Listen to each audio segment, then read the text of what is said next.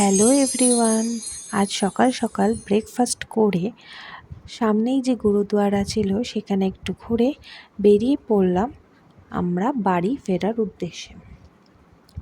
আজকে বাড়ি ফেরার পথে একটা জায়গায় যাওয়ার কথা ছিল, সেটা হচ্ছে নাগার ক্যাসেল। সেটা রিপেয়ারিংয়ের কাজ চলার জন্য সেটা ক্যাসেলটা বন্ধ ছিল, তাই আমরা তার থেকে একটু এগিয়েই একটা জায়গায় গেছিলাম, যেটা হচ্ছে হিমালয়ান এস্টেট অফ নিকোলাস রিওরিকের বাড়ি। তো এই বাড়িটা খুবই সুন্দর।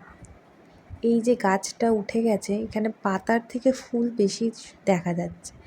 তো বাড়িতে প্রচুর, তিনি খুব ভালো আঁকতেন, ছবি আঁকতেন, রিসার্চ করতেন। তো ওই বাড়িতে ঘোরার জন্য, ঘুরে দেখার জন্য একটা কুলু জুতো ছিল, সেই জুতোগুলো পরে দেখে আবার খুলে রাখতে হতো। আর হচ্ছে এখানে গাড়ি, তার ব্যবহার গাড়ি, এখানে একটা ছোট মন্দির।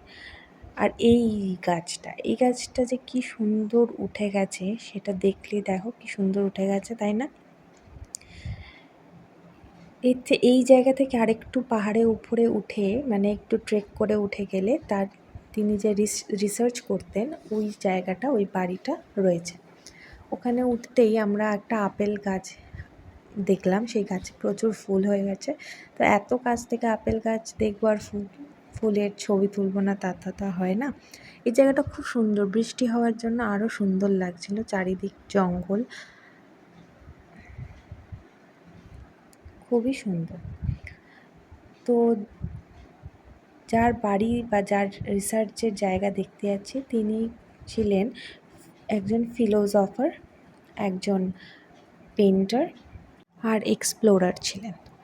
তো এইটা হচ্ছে ওনার রিসার্চ করার জায়গা। বিভিন্ন ধরনের কাগজপত্র, বিভিন্ন সরঞ্জাম, রিসার্চের বিভিন্ন পেপার যে পাবলিশ হয়েছে তার ছবি, তো বিভিন্ন জিনিস রয়েছে এখানে। প্রথমেই যে নিচে ট্রেক করে উঠে আসার সময় যে আমরা উপরে আসছি, তার নিচে যেখানে ছিলাম বাড়িটা, ওখানে ঢুকতেই টিকিট কাউন্টার আছে। পার হেড আমাদের 30 টাকা করে লেগেছিল, আর ছবি তোলার জন্য আলাদা টাকা দিতে হচ্ছিল। তো এখানে ওই যে রিসার্চ ইনস্টিটিউট সম্পর্কে কিছু লেখা তথ্য দেওয়া আছে। এই জায়গাটা খুব সুন্দর, নিরিবিলি, মানে বসে অনেকক্ষণ সময় কেটে যাবে। আর এখানে ফুল গাছগুলো এত সুন্দর যত্ন করে রাখা। এটা নাকি গোলাপ গাছকে আমি এরকম সুন্দর এই শুধু হিমাচল প্রদেশেই দেখলাম মনে হয়, এত সুন্দর ভ্যারাইটি অফ গোলাপ গাছ। চলো, আর হিমাচল প্রদেশ ছেড়ে এবার আমাদের বাড়ির উদ্দেশ্যে যেতে হবে, তাই আমরা আবার বেরিয়ে পড়লাম সেখান থেকে, মন একটু ভারাক্রান্ত মন নিয়ে বাড়ির দিকে। তো আমাদের ট্রেন হচ্ছে কালকা থেকে। প্রথমে কালকা থেকে নেতাজি ধরবো, দিল্লি অবধি যাব। সেই দিল্লি থেকে আমাদের ট্রেন হচ্ছে শিয়ালদা পর্যন্ত। তো যত যেন আমরা এগোচ্ছি, মানে পাহাড়গুলোকে ছেড়ে ছেড়ে এগিয়ে যাচ্ছি, তত যেন মন খারাপটা আরও বেড়ে যাচ্ছে। আর হিমাচল প্রদেশ ঘুরতে আসবো আর আপেল নিয়ে যাব না, তা তো হয় না। এই রাস্তার ধারে একটি আপেলের দোকানে আমরা দাঁড়িয়েছিলাম। বিভিন্ন ধরনের আপেল ছিল, সবুজ যে green Apple, golden Apple, red Apple, তার সাথে আরও ফ্রুট জুস, ড্রাই ফ্রুটস, অনেক নাটস, এভরিথিং সব ছিল, জ্যাম, জেলি। তো সেরকমই আমরা কিছু আপেল কিনে আবার রওনা হলাম গাড়ি করে। যে পথ দিয়ে প্রথমে খুব আনন্দের সাথে এসেছিলাম, সেই পথ দিয়েই আবার মন ভার করে বাড়ি ফেরার পথে এগিয়ে চললাম।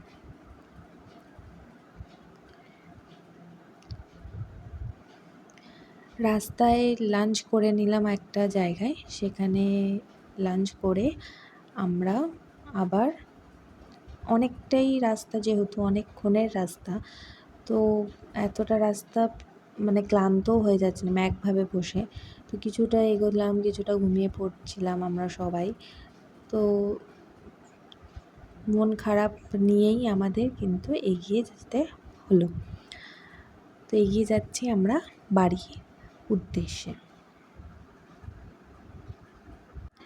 6-6.5 ঘন্টা একভাবে গাড়িতে বসে থাকা তো যায় না। তো মাঝে একবার দাঁড়িয়ে আমরা একটু চা ঠাও খেয়ে নিয়েছিলাম, সেটা আর ভিডিও করা হয়নি, কারণ আর মন খারাপ এতটাই হচ্ছিল যে আর ভিডিও করতে ইচ্ছা করছিল না। তো আস্তে আস্তে সকাল থেকে সন্ধে হয়ে গেছিলো। আমাদের এই যে এই নিঝুম একদম নিশ্চুপ একটা রাস্তা দিয়ে কালকার যে স্টেশন সেটা যেতে হচ্ছিলো। তো কেমন একটা রোমাঞ্চ ব্যাপার হচ্ছিল। যাই হোক, এই যে পৌঁছে গেছি কালকায়, সেখানে একটু অপেক্ষা, কারণ আমাদের রাতে ট্রেন। সেখান থেকে ট্রেন ধরে আমরা চলে গেছিলাম দিল্লি। দিল্লিতে কিছুক্ষণ দাঁড়িয়ে আমরা আবার চলে গেছিলাম আমাদের ট্রেন রাজধানী। সেই রাজধানী করে শিয়ালদায় চলে আসি। এই আমাদের ট্রেন শিয়ালদায় ঢুকছে। তো চলো, টাটা।